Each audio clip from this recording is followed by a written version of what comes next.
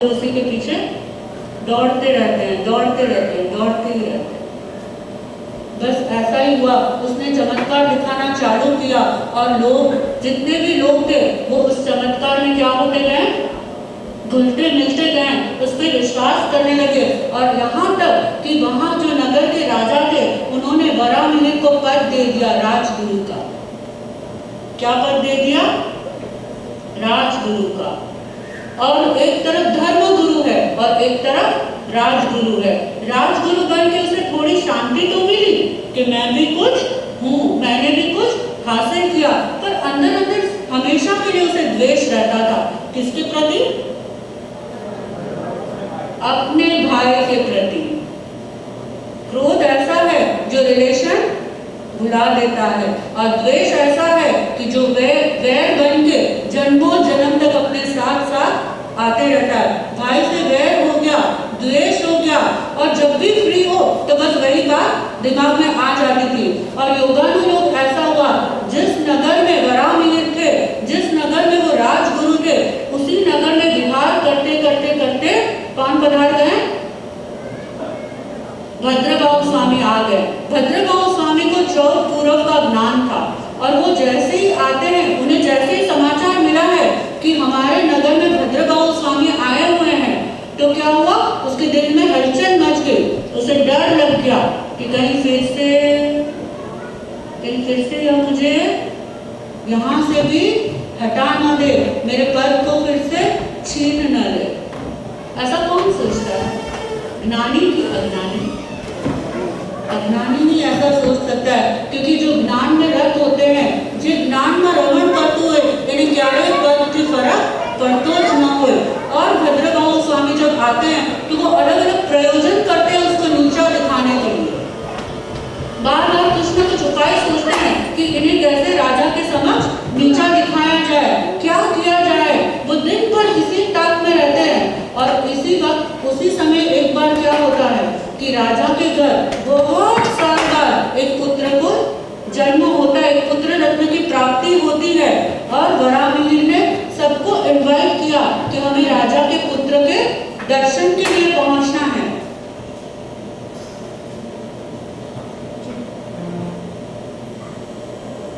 राजा को वरामिहिर ने सबको आमंत्रित किया। भद्रबाहु को तो आमंत्रण भी नहीं भेजा गया था, और सब जितने भी साधु महाराज थे, अलग अलग पंथ के जितने भी पंडित जी थे, सब क्या हुआ, सब दर्शन देने के, आशीर्वाद देने के लिए राजा के यहाँ पहुंच जाते हैं। बस अब क्या होगा? सभी आशीर्वाद देने वहां पहुंच गए, पर जैन संत अपने जो साधु थे, जैन साधु थे, भद्रबाहु स्वामी जो आचार्य थे, वो वहां पे नहीं जाते। અને આજ તકનો ફાયદો ઉપાડે છે કોણ? वरामिहिर। इसी तक का फायदा ले लेता है कौन? वरामिहिर। कई लोग ऐसे होते हैं कि जो खड़े हो उसको भी गिराने की कोशिश करते हैं, और कई विनीत आत्माएं ऐसी होती है जो गिरे हुए को उठाने की कोशिश करते हैं। वरामिहिर ने अपना अविनय हर जगह पे दिखाया, और यहाँ पे भी राजा के कान में बात डालना शुरू कर दी कि हे राजन, देखिए आपके पुत्र को मैंने आयुष्य भांप लिया, आपके पुत्र का कि वो 100 साल जिएगा, और मेरे कहने पे नगर के जितने भी संत थे सभी उनको आशीर्वाद देने आ गए। बस नहीं आए तो एक जैन संत ही नहीं आए तो बस एक जैन संत ही नहीं आए। और राजा का क्या होता है? राजा को अगर एक बार दो बार एक ही बात बोला जाए तो फिर राजा तो बात में आ जाते। और आके उन्होंने क्या किया, अपने जो प्रधान थे, मंत्री थे, उनको बुलाया। उनको लगा कि हाँ, वरामिहिर कुछ तो सही बोल रहे हैं कि जैन संत आए क्यों नहीं हमारे यहाँ, पुत्र को आशीर्वाद दिया क्यों नहीं उन्होंने। इसलिए उन्होंने अपने मंत्री को वहां पे भेजा। कहाँ पे भेजा? भद्रबाहु स्वामी के पास।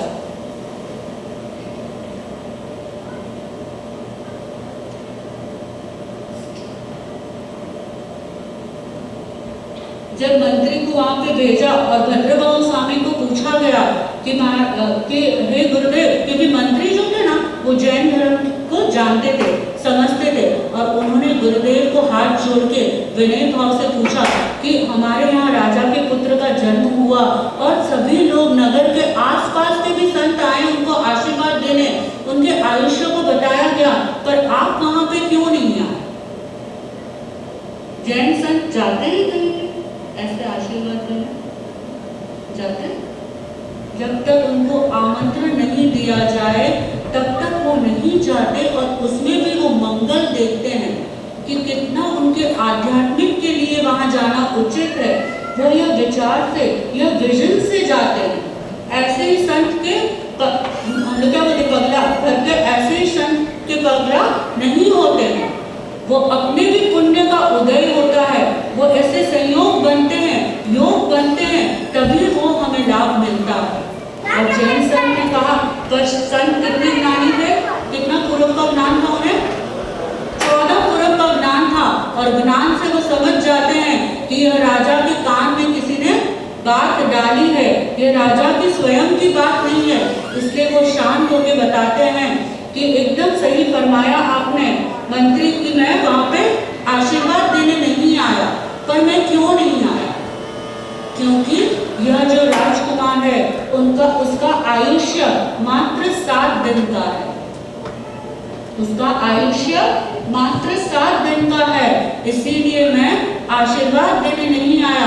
हाँ, पर मैं राजा को अवश्य आश्वासन मतलब कंसोल करने अवश्य आऊंगा, और तब मैं उनको बोध भी दूंगा जीवन की सच्चाई का, कि सत्य क्या है और मिथ्या क्या है, ऐसा तब मैं बोध भी दूंगा। यह बात सुनते ही मंत्री एकदम चकित हो जाते हैं, एकदम भयभीत हो जाते हैं, और तब वो विनय से पूछते हैं कि हे गुरुदेव, उनकी मृत्यु का कारण क्या हो? उनकी मृत्यु का, जो राजकुमार अभी नवजात शिशु है, उनकी मृत्यु हो जाएगी 7 दिन में, और इसका कारण क्या हो सकता है?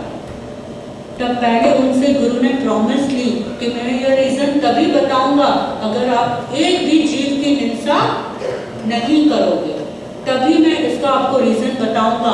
और वह मंत्री से भी प्रॉमिस लेते हैं, राजन से भी प्रॉमिस ले लेते हैं, और उन्हें रीजन बताते हैं कि आपके पुत्र की मृत्यु में एक बिल्ली, एक कैट निमित्त बनेगी। कौन निमित्त बनेगा? एक बिल्ली आपके पुत्र की मृत्यु में निमित्त बनेगी। समाचार राजन तक पहुंच जाते हैं, और जैसे ही राजा को पता चलता है तो क्या होगा, सब अलर्ट हो जाते हैं, और जितनी भी आसपास में बिल्लियां थी सारी बिल्लियों को पूरी बात बताते हैं राजन को। और नेक्स्ट स्टेप क्या होगा, जितनी भी बिल्लियां थी वो सारी बिल्ली को शहर से निकाल देते हैं, और एक एक करके किसी की हत्या नहीं हो, किसी को हर्ट नहीं हो, कोई भी जीव की हिंसा नहीं हो, कोई भी जीव की हिंसा नहीं हो, उस तरह से राजा क्या करते हैं, सभी को हटा देते हैं। नेक्स्ट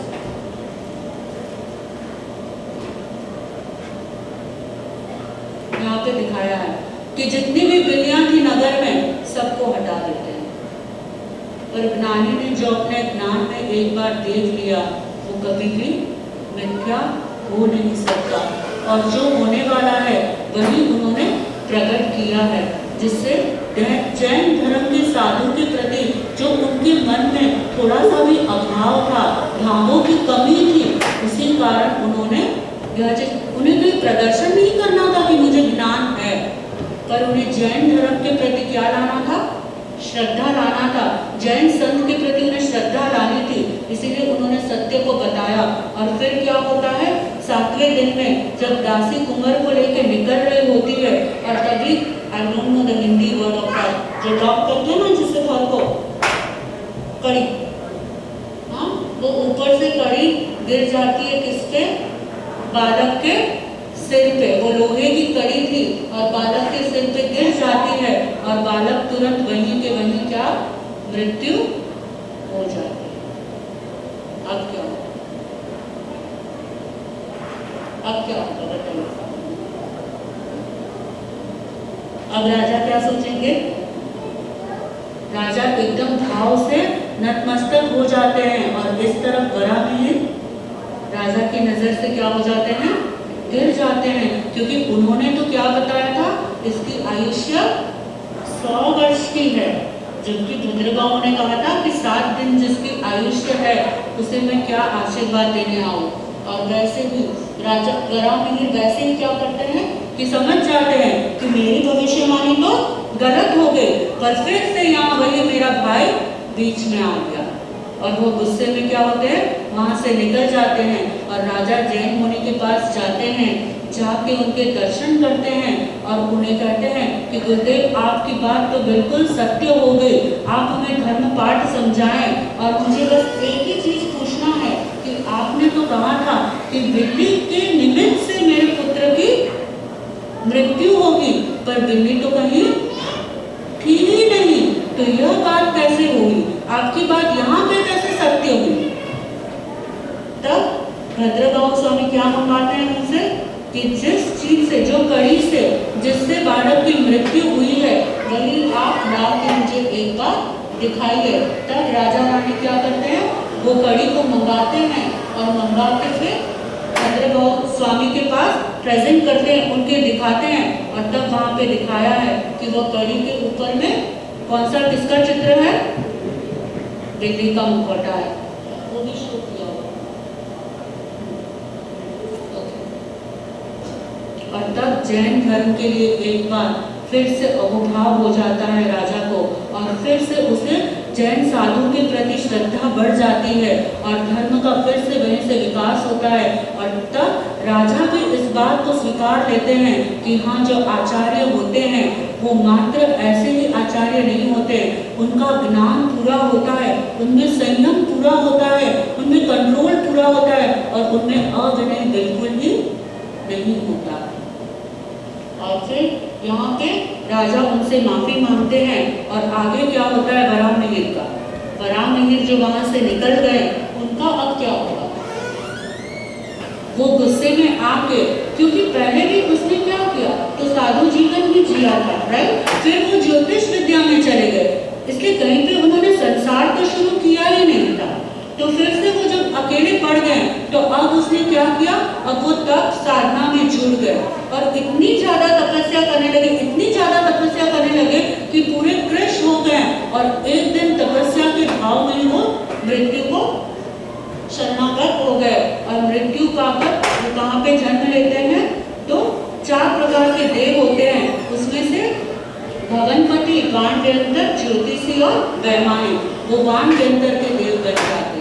वानव्यंतर के देव हमारे शास्त्र में लिखा है कि हमारे आसपास रहने वाले होते हैं, कोई पेड़ में, कोई खाली स्थान में, और भवनपति के देव हमारे इस जम्बूद्वीप के नीचे रहने वाले होते हैं, तो वो वानव्यंतर के देव हो गए। और जैसे ही हम सब जानते हैं कि देवों को अवधि ज्ञान होता है, वो अवधि ज्ञान से देख लेता है कि मुझे ऐसा जन्म क्यों मिला है, और फिर वही द्वेष चालू हो जाता है किसके प्रति, अपने भाई के प्रति। और जिस नगर में भाई था उसी नगर में क्या फैला देता है, क्या कहा था अंकल ने, मरकी रोग, उस नगर में पूरा क्या फैला देता है, मरकी रोग। और एक के बाद एक कितने ही लोग, कितने ही व्यक्ति इस रोग से ग्रस्त होकर मृत्यु को शरणागत होते हैं, मृत्यु को पामते हैं। और फिर नगर जनों ने क्या डिसाइड किया कि हमें किसके पास जाना चाहिए, भद्रगांव स्वामी के पास जाना चाहिए और इसका उपाय खोजना चाहिए।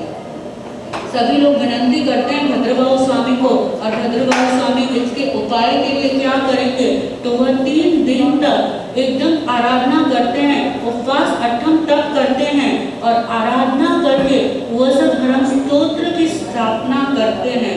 और कहा जाता है, हमारे आगम में एक आगम आता है उभवाय सूत्र, और उभवाय सूत्र में प्रभु के अणगार कैसे थे, कितनी लब्धि, कितनी शक्ति उसमें थी कि उनके शरीर के अंदर से जितनी भी अशुचि निकलती थी वो भी औषधि के काम आती थी। जो भी अशुचि, उसमें एक वर्ड भी आता है, खेलो सही पत्ताना, खेलो मतलब नाक से निकली हुई अशुचि, वो अशुचि को अगर स्किन के ऊपर लगाया जाए, आचार्य की अशुचि को, तो आपकी स्किन के किसी भी प्रकार के रोग मिट जाते हैं। और ऐसी लब्धि के धारक कौन थे, भद्रगांव स्वामी। कहा जाता है आगम में कि औषधि उसके अंदर ही व्याप्त थी, उसके अंदर ही पूरी औषधि व्याप्त थी। और तभी उसी भाव से पार्श्वनाथ प्रभु की याद करके, उनके साथ उनके ऋणानुबंध से उनकी भक्ति करके, उनके यक्ष को और उनकी देवियों को याद करके उन्होंने यह स्तोत्र की रचना की। और तब से उन्होंने सभी को यह पूरे शहर में, नगर में इस स्तोत्र के जाप करने को कहा। और जाप करने के पश्चात क्या होता है, जाप करने के पश्चात जो यक्ष देव होते हैं, उन्हें इस जाप के पश्चात जितनी भी देवी देवता जो पार्श्वनाथ प्रभु से कनेक्टेड है, जो आज भी भगवतपति में और ज्ञान जंतर की तरह उपलक्ष है, और जो यक्ष देव है, जो हमारे धर्मेंद्र पद्मावती देव है, वो उनके यक्ष देवता कहा जाता है। आज भी अगर आप भाव से, लय से, सिस्टम से वसगरम स्तोत्र के जाप करेंगे तो वो आपकी रक्षा के लिए हाजिर होते हैं और होते भी हैं। और तभी उन्होंने पूरे शहर में से उस रोग को बाहर किया और सबको शांति प्रदान की। और तब से हमारा यह वसगरम स्तोत्र शांति के लिए हम उन्हें उपयोग में लेते हैं। परमात्मा की आज्ञा करो, गुरुदेव की आज्ञा करो, मैंने कुछ गलत कहा हो, आपने कुछ गलत सुना हो, तो अनंत से कहते हो, आपकी साक्षी है, तस्मृच्छामि।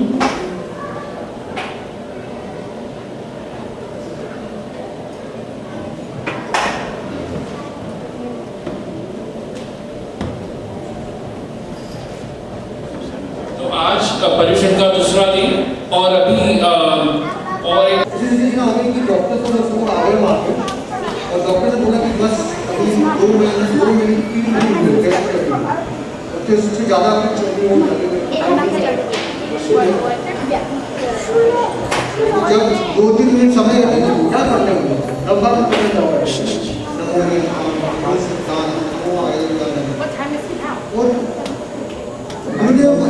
आगे बोले तो ट्राई कर रहे थे, लेकिन वो सब का हर पास तब मुझे तो पता ही नहीं कि वो सब क्या है, तो ताना ताना कर रहे हैं, ये सब वो बिहार से फिर से पूरे चालू करते हैं और फिर से अटक जाते हैं वो सब पास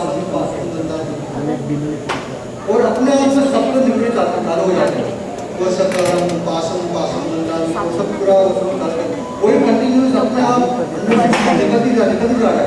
मुझे तो पता नहीं कि सब तो कहाँ निकल रहे, कैसे निकल रहे, क्या बोल रहे हो, लेकिन वो 3 मिनट में से 4 मिनट में से 1 घंटे में से 2 घंटे 3 घंटा 4 घंटा 5 घंटा नेक्स्ट दिन मुझे रिकवर होने लगे।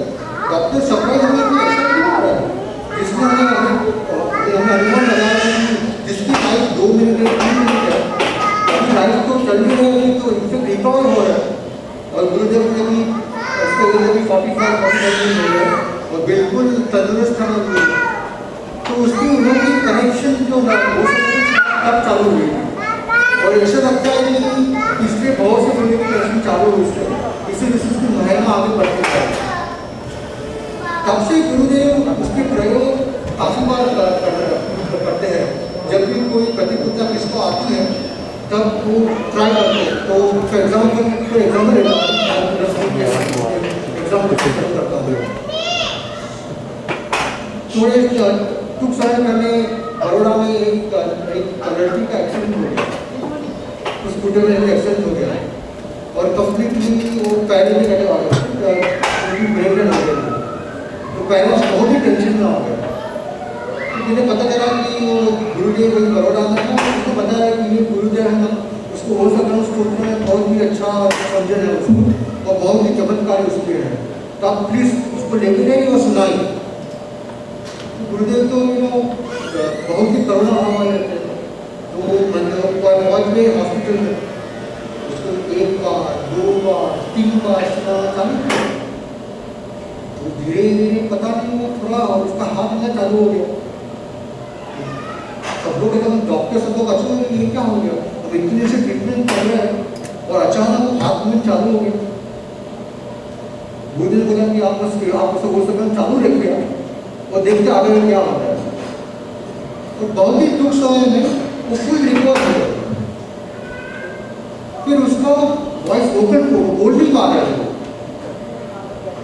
तो मुझे ने बोला कि नहीं, आपको ही ट्राई करना है उसका बोलने के लिए, आप पुरुषार्थ कीजिए, होएगा आपसे।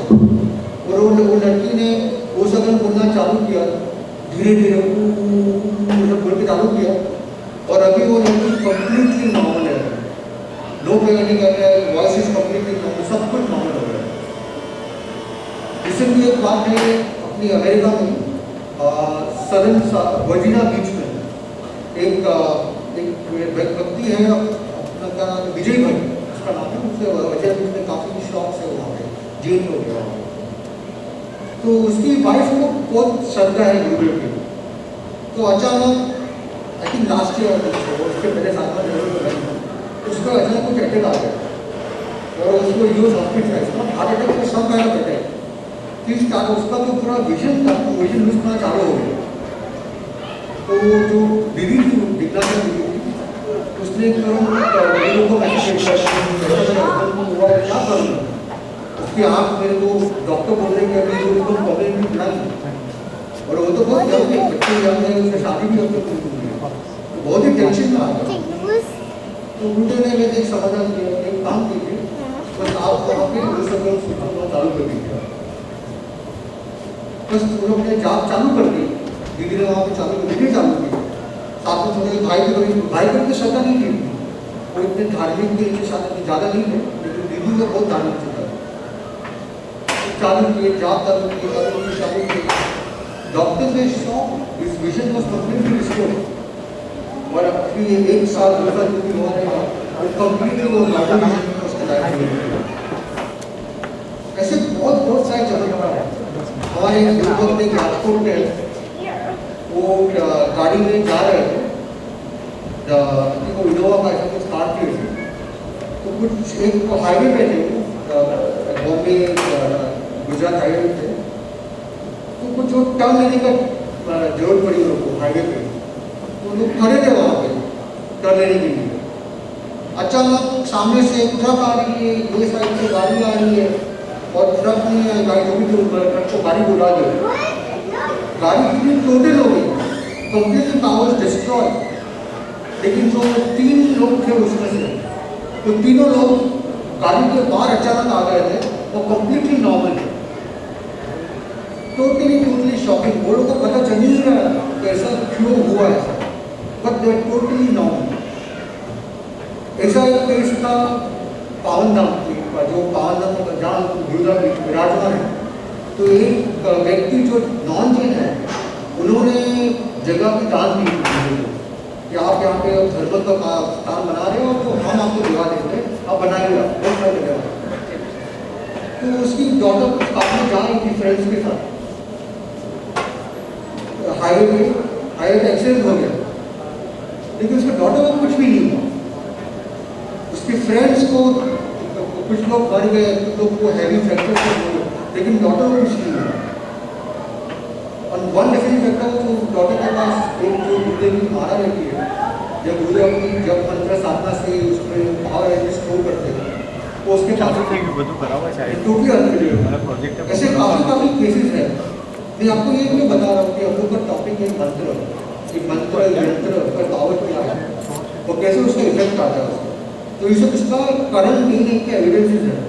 शायद आप लोग भी सुना रहेगा, काफ़ी लोग कैसे नहीं कि हमारे गुरुदेव के पास ऐसी कैपेबिलिटी है, काफ़ी लोगों का ऐसी कैपेबिलिटी रहती है। तो हम लोग सोचते हैं कि एक बार हमारे धर्म में बात करती है स्व की तरफ जाने की, आत्मा की तरफ जाने की, और दूसरी तरफ हम लोग बात कर रहे हैं कि ये यंत्र मंत्र तंत्र क्यों, बड़ी कंफ्यूजिंग बात है। तो उसके लिए गुरुदेव ने बहुत अच्छा समाधान दिया। उसके लिए गुरुदेव बोलते हैं कि हम लोग जब साधना करते हैं आत्मशुद्धि के लिए, तो साधन का सहयोग रहता है, साधन का सहयोग लेना पड़ता है। तो साधन क्या होता है? ये बॉडी में साधन है, बॉडी में कौन है? तो साधन में क्या क्या मेजर कंपोनेंट्स है? मन, वचन, काया।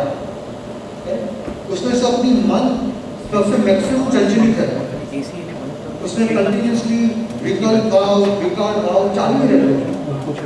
कहीं भी देखा, किसको भी देखा, अच्छे बुरे, पसंद आया, पसंद आया, गमो, अनगमो, जात जात की चालू है जो अपने संस्था में पेश होते हैं। जैसे घी शुद्ध रहता है, लेकिन उसको अगर एक बर्तन में डाला जिसमें पहले केरोसिन भरा हुआ था, तो घी भी उसमें भी बात आ जाती है। सिमिलरली अपना धर्म स्व से जोड़ना शुद्ध है, लेकिन ये समझन हमने डालने की चालू की, लेकिन अगर अपना मन उसमें शुद्धि ना रही तो उससे भी इसका इश्वर आ जाएगा। इसलिए धर्म में मंत्र से मन की शुद्धि होती है और उसका प्रयोग कैसे किया जाता है, कैसे राइट वे करने के लिए किया जाता है, वही सब कुछ हम लोग कल बात करने वाले हैं। तो हम लोग यंत्र पूजन करने वाले हैं। तो यंत्र क्यों होता है, यंत्र का उपयोग क्यों होता है? एक यंत्र का एक पदार्थ है, तो यंत्र की पावर से कैसे हमारे में पॉजिटिव एनर्जी रहती है, कैसे हमारे मन पे इफेक्ट करता है, ये सब कुछ हम लोग कल करने वाले हैं। कैसे हम उसको रिचार्ज करते हैं, आपको कल चार्ज किया करने में हेल्प करेगा, तो आप लोग फिर उसको रिचार्ज करते रहेंगे आप, जिससे आपको पॉजिटिव इफेक्ट आपको होते रहेगा। और ये काफ़ी ऐसी का समाधान जो क्यूरियोसिटी है आपको के मन में अथवा नई इन्फॉर्मेशन आपको कलम देने की ट्राई करेंगे आप। बस अभी यहाँ भी रोकते हैं, अभी प्रतिक्रियाओं का समय हो गया। हमारे से कुछ भी भूल हो गई है, अगर हमने कुछ धर्मों के विरुद्ध कर दिया, बुद्धि के विरुद्ध कुछ कह दिया, प्रभु के विरुद्ध कुछ कह दिया, उसके हम क्षमा मांगते हैं, इच्छा नहीं है।